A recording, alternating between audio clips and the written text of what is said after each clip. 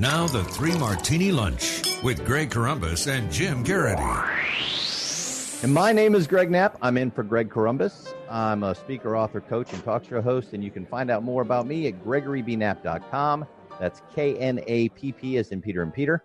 I'm joined by David French, writer for National Review and a Time columnist. He's in for Jim Garrity. So this is the all-substitute Three Martini Lunch. Now, today was the big day. We had the big drop, and it just came out. It's just now coming out, the Mueller report, so we've got to talk about that. We'll start with the good martini. Attorney General Barr coming out again saying no collusion, no cooperation, no conspiracy between the Trump campaign and a hostile foreign power, Russia. What did you think from the presser today, David? Well, there's some really good news here. I mean, unless Barr is just completely lying about a report that he's about to release, and just now, moments ago, as we are talking about, as we're recording the podcast, the report is live. Unless he's completely lying about a report that he's just about to release, I mean, he reaffirmed on multiple counts and multiple grounds that the worst suspicions that a lot of people had after all the Steele dossier was leaked are just not true, that there was no active cooperation with the Russian government. There was no criminal cooperation with WikiLeaks, that the worst fears that a lot of people had are unfounded. And that's good news for this country. I mean, my goodness, can you imagine how bad it would be if the fact was that the president had conspired with a hostile foreign power? I mean, it'd be the biggest political scandal since Aaron Burr shot Alexander Hamilton to death. I mean, it would be unbelievable. And some people really want that to be true simply to take down Trump, which really shows, wow, Trump derangement syndrome, that's the ultimate level of it, that you would rather have something that bad for the country because you hate this guy so much. Right. I mean, that's the kind of thing that is, it's really disturbing that there's this sort of sense of disappointment that exists amongst some people that the president isn't going to be proven to be an actual traitor. But I also think that's rooted in this sort of this idea that a lot of people have, that Trump just couldn't have won this thing fair and square. Like, It just couldn't have happened like that. And that what actually happened was something very different. What actually happened was a hacked election, the hostile foreign power, the hostile foreign power explanation helps people make sense of a shocking event in terms, I guess some people would rather try to grapple with that as a fact than grapple with the idea that Donald Trump actually beat Hillary fair and square. And maybe the fact that Hillary Clinton was just a horrible candidate. Well, right. I mean, that's, one of the things I've said in previous Three Martini Lunches is, if you look at Hillary's political career, in many ways, except when she ran for Senate right when she was at sort of her peak of her political likability after all the Clinton sex scandals, where she was, a victim of the president's infidelity and lies, except then she's been kind of a kingmaker. In other words, every guy that's run against her gets elevated. She was a prohibitive favorite going into the 2008 Democratic primary. Nobody hardly knew who Barack Obama was. Next thing you know, Obama's a two-term president. She's an even more prohibitive favorite going into the 2016 Democratic primary. Bernie Sanders is this angry socialist from Vermont that nobody knows. And he almost beats her, and arguably could have or would have if it were not for some of the Democrat delegate rules and some of the thumbs being placed on the scales in her favor. And then she goes into a 2016 general election against the most disliked person who's ever run for president, according to likability polling, and he beats her. So I think some people need to wake up and realize that perhaps Hillary Clinton is not necessarily a gifted politician. Absolutely. All right. I wanted to ask you this one thing that I saw in the presser from Attorney General Barr, and maybe it's coming out now in the report that's dropped just now. When he talked about how these Russians leaked some of the DNC hacked emails to WikiLeaks, he went out of his way to say this: under applicable law, publication of these types of materials would not be criminal unless the publisher also participated in the underlying hacking conspiracy. Here, too, the special counsel's report did not find that any person associated with the Trump campaign illegally participated in the dissemination of the materials. And that made me think, David, does that mean he's only saying that they didn't participate in the illegal dissemination? Right. Does that mean there's a possibility they did assist in some dissemination of those emails? Well, it's very possible. One of the disturbing things, and we'll find out, like literally in moments after we finish recording this podcast, but one thing that was disturbing about some of the indictments leading up to this moment was the Roger Stone indictment indicates that there was a senior official in the Trump campaign was directed by somebody, we don't know who, from the indictment, to reach out to Roger Stone to try to get information from Julian Assange and WikiLeaks. Now, this is not illegal. It is not illegal to do that. It is unseemly and irresponsible. And so it is dangerous to do that, because one of the things that ends up happening is if you reach out to, and let's remember, WikiLeaks is widely reported to be essentially almost like a Russian intelligence asset. It's so closely linked to Russia. I mean, Assange has been on the Kremlin payroll. So if you're getting your opposition research from people on the Kremlin payroll, that should be out of bounds in American politics. It's not illegal, but it should be out of bounds. It is not something that Americans want their presidential candidates to do. It's also very dangerous because you cannot trust a hostile intelligence asset to provide you with information that's going to do anything other than advance that hostile intelligence asset's interests. And so that's why you avoid doing that. I mean, this shouldn't have to be explained, but apparently sometimes it does.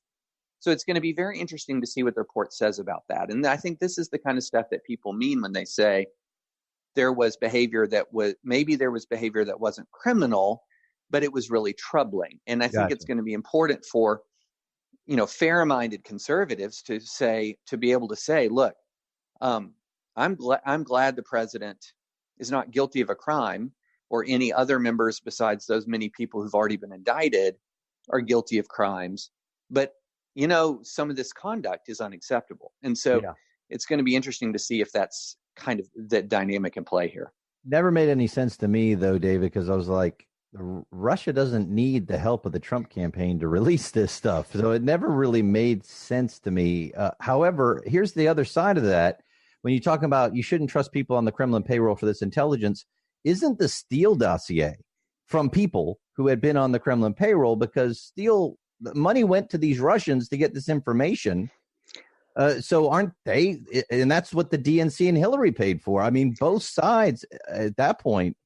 That seems a little out there too, doesn't it? Well, yeah. So, one of the things about the Steele dossier is it demonstrates how harmful it is to rely on Russian sources for your campaign opposition research.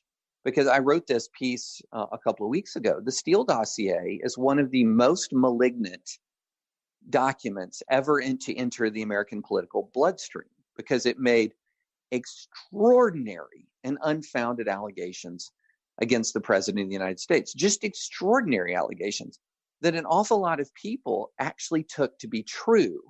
And their view of the Mueller investigation wasn't, well, there's a lot of suspicious activity here. We know Russia tried to interfere with the election. We know that Trump hired a bunch of very Russia-friendly people who engaged in suspicious conduct before the election. And so we need to get to the bottom of this. They didn't look at it like this. They looked at it like, well, the Steele report tells us basically what Trump is like, and Mueller's going to prove it. And so think about how that's one of the reasons why people got so nuts about all of this, is they'd read that Steele report. And so, yeah, when you rely on hostile foreign sources for your opposition research, that is deeply problematic. And Hillary should be called out for that. Absolutely, she should be called out for that. And so, I think it definitely goes both ways. Okay, that was basically the good martini and our bad martini mixed together, because the bad martini was that some Americans seem to hate the president so much they'd prefer to find evidence that he committed treason than find out that, thank God, that didn't happen. So we'll move into martini number 3, which is the crazy martini. And that's if you are trolling on Twitter right now. And there are a lot of people. Man. What is happening, Dave? You know, this is one thing. Like, if you were ever somebody who said that America has this like really thoughtful elite of reporters and politicians and activists and journalists and all of that, and these are people who by training and temperament are very well suited to evaluate in real time the magnitude of breaking news events, just go on Twitter and have all of that just destroyed.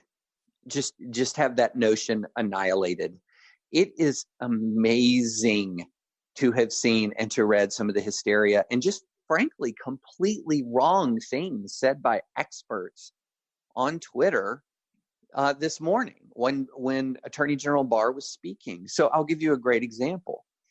People are treating the idea that Trump was frustrated at being investigated for a crime that he did not commit as somehow evidence that he's probably guilty of obstruction. In other words, that it's evidence supporting an obstruction charge that the president is frustrated that he's being investigated. That's nuts. You know who's frustrated when they're investigated by the FBI or by special counsel? Innocent Everybody. Yes. Yeah. I mean, if I was totally innocent and I was being investigated, I would be ticked. And every time I heard somebody saying something horrible about me that I knew wasn't true, I'd be even more ticked. And it's almost like this is where you get to that whole, quote, witch hunt thing, because what did they do to witches? Well, if she sinks, she wasn't a witch. If she floated, she was.